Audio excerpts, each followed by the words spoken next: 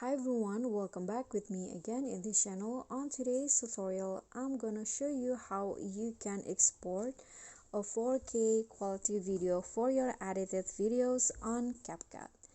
So first, just finish your edits and then go to adjust and follow the settings. So for the brightness, lower it to -5, contrast, increase it to 10, and also the saturation.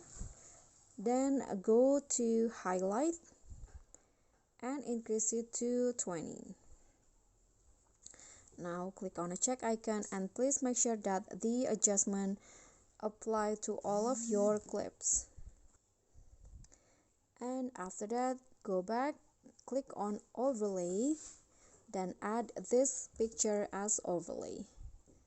Okay, this one, click on add, rotate it and fit the size until it cover all of your clips. Then go to blend and click on overlay. Okay, you can just adjust it to your liking.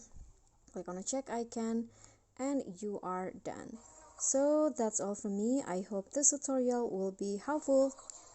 Don't forget to click thanks, like this video, comment, and also click on the subscribe button below. Bye.